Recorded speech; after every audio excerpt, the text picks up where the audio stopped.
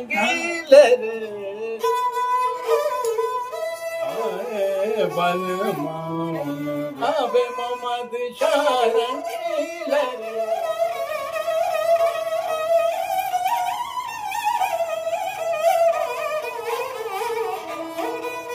रे मागा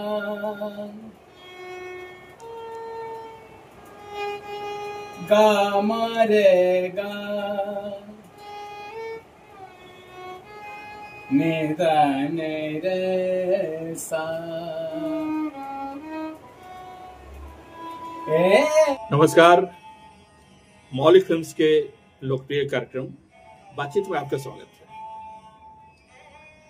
आज मैं आपकी मुलाकात करवा रहा हूं सारंगी उस्ताद कमाल साबरी साहब से, जिन्हें सारंगी का सुल्तान भी कहा जाता है। ये उन्हें सारंगी वादन जो है उन्हें विरासत में मिला है, और बाकी बातें हम उनसे बातचीत करते हुए उनके बारे में जानेंगे कि कैसे उन्होंने कैसे सारंगी वादन की शुरुआत की और आज जिस मुकाम पे है वो कैसे कैसे पड़ाव से गुजरते हुए यहाँ तक पहुंचे।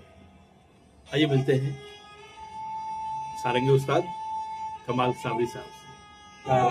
शत्रुघ्न जी, बहुत बातचीत कार्यक्रम में आपका स्वागत है। आपने मुझे इस कार्यक्रम में बुलाया और सारंगी पे बातचीत करने का मौका दिया। तो सबसे पहले तो ये मैं बताना चाहूंगा कि सारंगी एक ऐसा वाद्य यंत्र है जिसको पहले वक्तों में सौरंगी कहा गया। अच्छा, यानी एक ऐसा वाद्य यंत्र, एक ऐसा साज हमारे भारत का यूनिक साज है जो इंसानी आवाज के सबसे ज्यादा नजदीक है जी। अच्छा। और दूसरे इसमें इसको पहले वक्तों में सौरंगी इसलिए कहा गया कि इसमें से मुख्तलिफ अंदाज की मौसीकी, भिन्न प्रकार का संगीत आप निकाल सकते हैं। जैसे कि हमारे भारतवर्ष में ध्रुपद संगीत है, प्राचीन काल से चला आ रहा, और ख्याल अंदाज है, ठुमरी, कजरी, चैती, फोक सॉन्ग, भजन, गजल, कव्वाली, और आजकल ये वर्ल्ड म्यूजिक और जैज म्यूजिक में भी वेंचर कर रही है सारंगी जी। और इसलिए इसको सौरंगी कहा गया कि ये हर मौके पे हर रंग में रंग जाती है जी।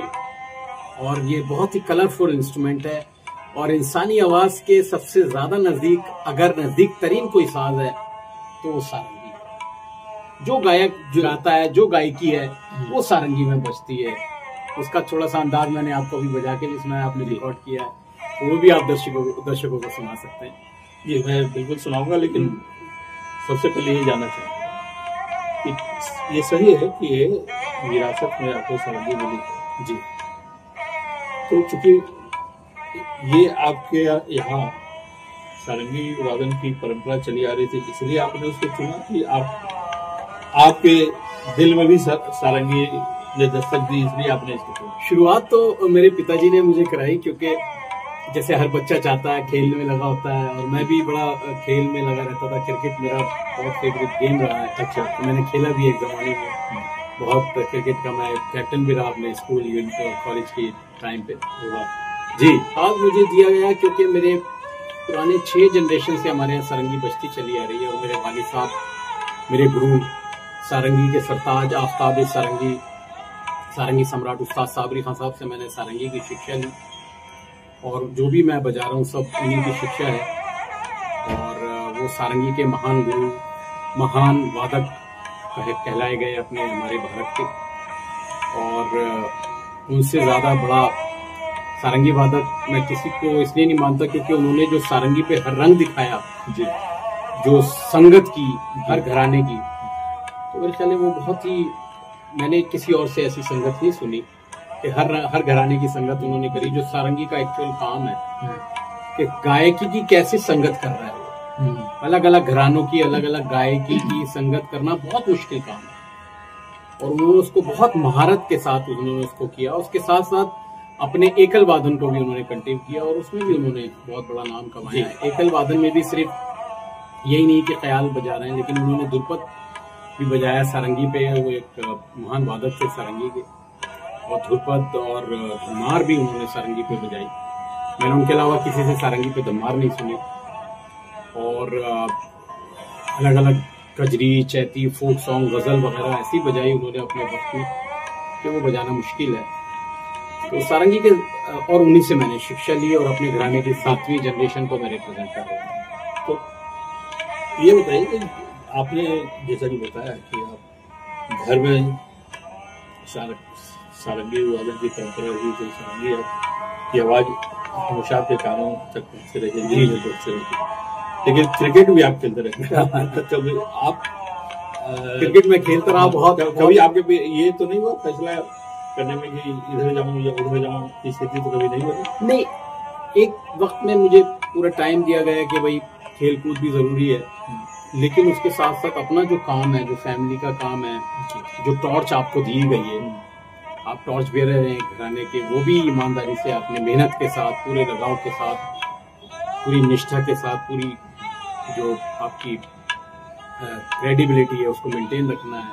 आप एक घराने से आते हैं और साबरी परिवार जो सारंगी में बहुत मुद्दत से एक डोमिनेंट परिवार रहा है, खासकर सारंगी की जहाँ तक बात आती है, तो सारंगी में उसमें काम करना, उसमें मेहनत करना, और जो काम अभी तक नहीं हुआ या जिस काम को करना मुश्किल है सारंगी में, मैं शुरू से बड़ा चैलेंजिंग रहा। क्योंकि जिस वक्त मैंने सारंगी सीखनी शुरू की, अपने बड़े बड़े उस्तादों को सारंगी नहीं बजाते थे, बच्चे गा रहे हैं या फिर कोई और वाद्य इंस्ट्रूमेंट, कोई म्यूजिकल इंस्ट्रूमेंट ले लिया, जो ज्यादा उस वक्त सारंगी संगत में ज्यादा बजाई जाती थी। तो ज्यादातर जो वो आपने कितने वर्ष की आयु से मैंने सीखना शुरू किया? 6 साल की आयु में मैंने सारंगी ले ली, और हमारे घर में एक छोटी सारंगी है जो मैं अपने बच्चों को जिस पे सिखाता हूँ, उस पे मैंने शिक्षा लेनी शुरू की मालिक के करम से। और वो हमारी एक खानदानी पुश्तैनी सारंगी है जिसपे मेरे पिताजी ने सीखा, उनके पिताजी ने सीखा, तो वो सारंगी है हमारे घर में। अब देखिए कमाल साहब, आपके पिताजी भी हैं और उस्ताद भी रहे, तो पिताजी जनरली जो है आमतौर पे लोग उनसे लाड़ प्यार की उम्मीद करते हैं, लेकिन गुरु कहीं न कहीं सख्त होते हैं अपने शिष्य को सिखाने के लिए। तो आपके साथ कैसा रहा? मेरे आपके गुरुजी और पिताजी ने मेरे गुरुजी नहीं, सबको एक साथ सिखाते थे, ऐसा कुछ नहीं। उनके बहुत से शागिर्द ऐसे हैं जो बहुत अच्छा काम कर रहे हैं जी, और उनके अंदर एक खासियत थी कि जिसके सर पे हाथ रख दिया वो कामयाब हो जाता था। एक ऊपर वाले का बड़ा करम था उनके ऊपर।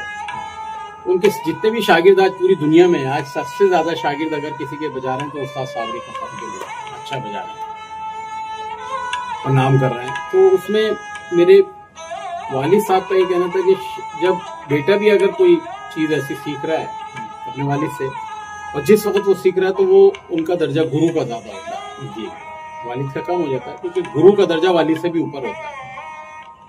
तो वो जब सिखाते थे तो वो गुरु के तौर पर सिखाते थे, और वो जो चीज मुझे सिखा रहे हैं वही दूसरे स्टूडेंट्स को सिखा रहे हैं। सिर्फ फर्क ये था कि मैं जरा डेडिकेशन के साथ काम करके अच्छी तरह उसको प्रेजेंट करता था उनके सामने, तो वो खुश होते थे। नहीं करता था तो वो गुस्सा करते थे कि ये क्या, मैंने इतनी मेहनत करके तुम्हें सिखाया तो तुम उल्टा ही काम कर रहे हो। तो कभी आपके ऊपर डाटा भी उन्होंने, कब आपको ये लगा कि आपके ऊपर एक कहीं न कहीं की जिम्मेवारी है कि आपके यहाँ लेगेसी है उसकी? जब मैंने देखा महसूस आपने कब? मेरे वालिद साहब बुजुर्ग हो रहे हैं और वो एक ऐसी अवस्था में जिसको बोलते हैं बुजुर्गी की हालत में आ गए, तो फिर मैंने अपने आप को बहुत सीरियस किया और मुझे लोगों ने कहा कि आप you can not be a mediocre sarangi player, आप इतने बड़े उस्ताद के शागिर्द हैं, इतने बड़े उस्ताद के लड़के हैं, जैसे कि और खानदानी म्यूजिशियंस होते हैं, उनके बच्चे होते हैं। तो मुझे भी ये जिम्मेदारी महसूस हुई और मैंने सोचा कि मैंने एक बहुत ज़बरदस्त सारंगी वादक बनना है, एक अच्छा सारंगी वादक बनना है जो मैं अपनी फैमिली में जस्टिफाई कर सकूं कि मैंने अगर अपने सारंगी हाथ में ली तो मैंने उसको कहीं किसी मुकाम तक पहुंचाने की कोशिश अभी भी कर रहा हूँ।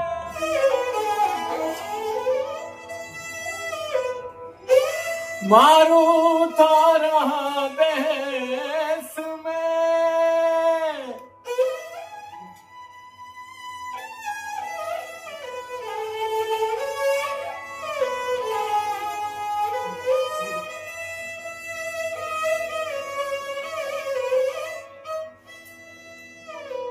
तो निभजे तीन रतन हो जी।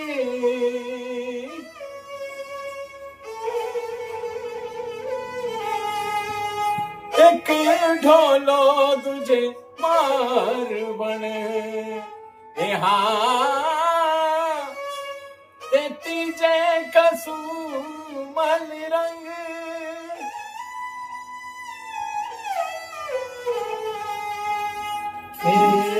सरिया बाल महाजी घूंगर वालों देश जे पधारो मारो देश जे पधारो।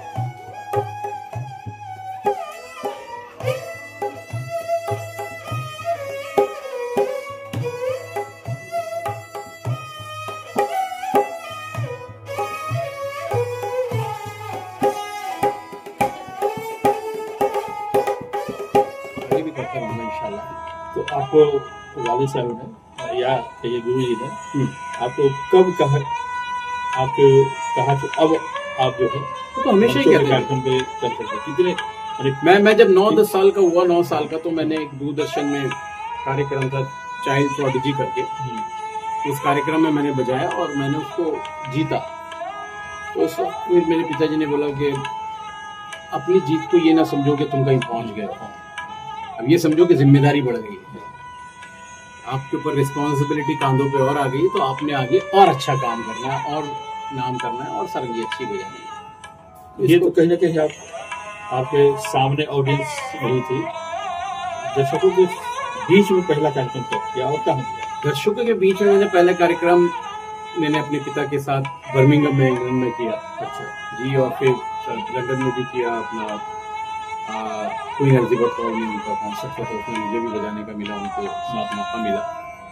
फिर 14 साल की उम्र थी, तो वो कार्यक्रम मेरे लिए बड़ा डिसाइसिव था, क्योंकि उसके बाद मुझे महसूस हुआ कि मैंने सारंगी को कैसे आगे लेके जाना है, कैसे मेहनत करनी है इस पर, और अपने पिताजी के शागिर्द, एक उस्ताद का अच्छे शागिर्द होने का और उसको जस्टिफाई करना है, और उनका बेटा होने का भी एक बहुत बड़ा एक्सपेक्टेशन होती है लोगों की कि आप बहुत नॉर्मल सारंगी प्लेयर से बहुत हटके सारंगी प्लेयर होंगे, तो उसके लिए मैंने काम करना शुरू किया। तो आमतौर पे लोग अपने देश से, अपने वतन से शुरू करते हैं, लेकिन आपने सीधे विदेश से शुरू किया अपने वतन में। तो मैं दूरदर्शन पे एक कार्यक्रम जीत चुका था 9-10 साल ऑडियंस के बीच जी, दर्शकों के सामने।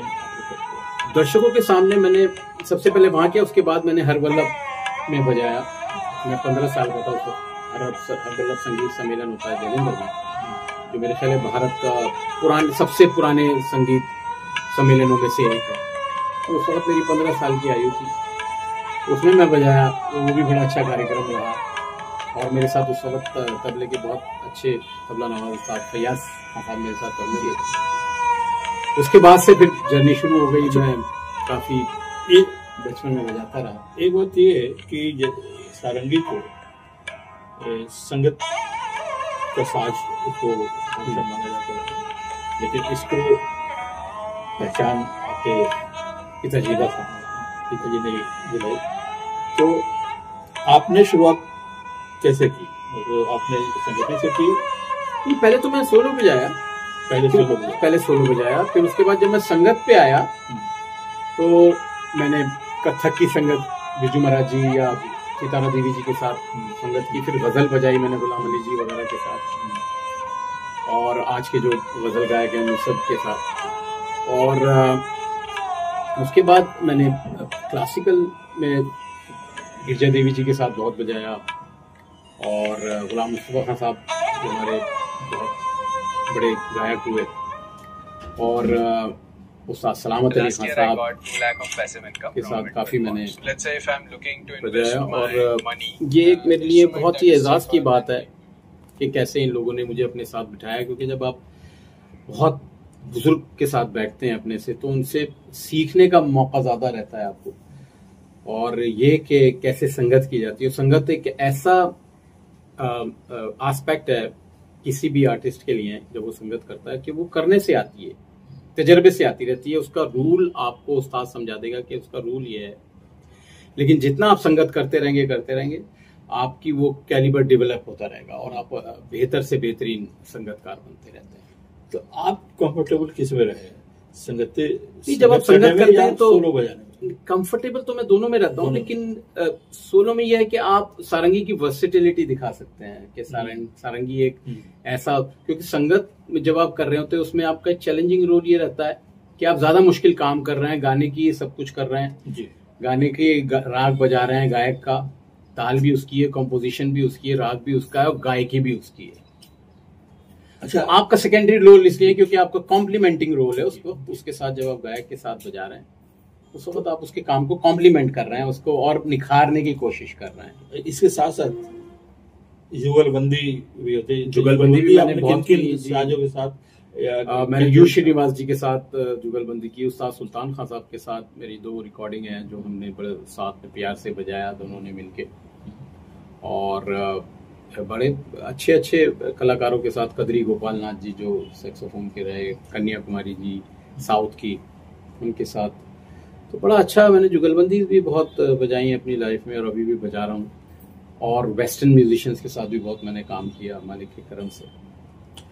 और इन दिनों चलन आपने मूवीज में भी मैंने म्यूजिक किया है बहुत, तो कामयाब। इनके अलावा जो है आजकल जो एक बहुत ज्यादा लोकप्रिय हो रहा है ये फ्यूजन में मैंने बहुत एल्बम्स किए हैं, जिसमें सबसे पहली एल्बम की मैंने डांस ऑफ द डेजर्ट, वो इंडिया की सबमिशन थी ग्रैमी के लिए 2006 में। उसके बाद मैंने एल्बम की सारंगी फंक, सारंगी रीडिफाइंड, ये सारी मेरी फ्यूजन एल्बम्स हैं जो बहुत कामयाब फ्यूजन एल्बम्स हैं। और सारंगी की सबसे पहली फ्यूजन एल्बम्स हैं जिसमें सारंगी को प्रोमिनेंट रख के और 5 सारंगी प्लेयर्स के साथ मैंने काम किया डांस ऑफ द डेजर्ट में। वो बड़ा यूनिक एल्बम थी। उसके बाद सारंगी रीडिफाइंड एल्बम की पे मैंने काम किया जो हमारे यहाँ जो दिल्ली में तिहाड़ जेल है, वहाँ की जो चीफ मिनिस्टर थी शीला दीक्षित जी, उन्होंने मुझे वो प्रोजेक्ट दिया था कि आप वहाँ जाके हमारे जो बंदी भाई हैं उनको सिखाइए क्लासिकल म्यूजिक, शास्त्रीय संगीत से उनकी जीवन में क्या प्रेरणा ला सकते हैं, क्या पॉजिटिविटी ला सकते हैं। तो वो मैंने किया। और उसमें खासियत ये रही कि सारंगी रीडिफाइंड एल्बम में कि मैंने एक मुस्तकीम नाम के वहाँ एक बंदी भाई थे इनमेट से, जिन्होंने एक गाना लिखा था, मैंने उसको कंपोज किया और उस गाने का नाम दिया हो। एक उम्मीद पे जीते हैं वो लोग के कभी बाहर जाएंगे और नॉर्मल लाइफ जिएंगे। तो उस पे मैंने काम किया था और वो बहुत कामयाब हुआ एल्बम। होप सॉन्ग भी बहुत यूट्यूब पे है, आप चाहें तो देख सकते हैं उसको कभी। जैसे ये प्रोजेक्ट आपको मिला तो शुरू में आपको क्या लगा? आप चैलेंजिंग लगा या लगा कि बहुत आसानी से? चैलेंजिंग था जी। मैं जब पहली बार गया आसान नहीं था, क्योंकि मैं अंदर गया तो मैंने सोचा कभी बाहर कैसे जाऊंगा। तो मैं बार बार अपना आई कार्ड चेक कर रहा था, क्योंकि वो आई कार्ड के जरिए ही आप अंदर बाहर हो सकते हैं। अगर नहीं है तो आपको बंद कर देंगे कि ये तो वही कैदी है। तो इस वजह से मैंने वो आई कार्ड बड़ा संभाल के रखा। तो ये सिखाने का सिलसिला जो है, क्योंकि देखिए आपके शागिर्द हैं तो उनको आप जानते हैं, लेकिन जो बंदी हैं उनको नहीं जानते थे कैसी हालत है क्या है। लेकिन मालिक के जी बिल्कुल उनकी कहानियां जब सुनी, बहुत से लोग ऐसे भी थे जिन्होंने कोई ऐसा कोई जुर्म नहीं किया, लेकिन उसमें वो मुलविस रहे और उसमें वो किसी तरह इन्वॉल्व हो गए और उनको फिर कैद हो गई। तो उन्होंने, बहुत से लोगों ने अपनी अपनी कहानियां सुनाई। तो बड़ी कहानियां कुछ ऐसी भी थी, बड़ी इमोशनल थी और मैंने उनको सोचा कि आप अपने शास्त्रीय संगीत में आइए, सुर लगाइए। तो उन्हें बहुत अच्छा लगा है, क्योंकि सुर हमारे यहाँ, हमारा शास्त्रीय संगीत जो है वो आपको पॉजिटिव रहने में बहुत मदद करता है, और इससे ज्यादा अच्छा मेडिटेशन कुछ नहीं है कि आप जब सुर लगाएं और सीधे बैठें योगी की पोजीशन में और आंखें बंद करके भगवान ईश्वर का नाम लें, अल्लाह का नाम लें। ये बहुत ही अच्छा मेडिटेशन है। ये जो आपने शीर्षक दिया, टाइटल दिया, सारंगी रीडिफाइन, तो ये मतलब इसको रीडिफाइन कैसे? रीडिफाइंड ऐसे किया क्योंकि मैंने सारंगी पे आज तक कोई वो प्रोजेक्ट तो किसी ने नहीं किया था, तो मैंने उनको वो पहले गाना सिखाया, फिर उसको सारंगी पे बजाया, और वो गाना उनको मैंने सारंगी और उनके साथ बजा के वो गाना पेश किया। तो इसलिए उसको रीडिफाइन किया मैंने in a way that it was not done before.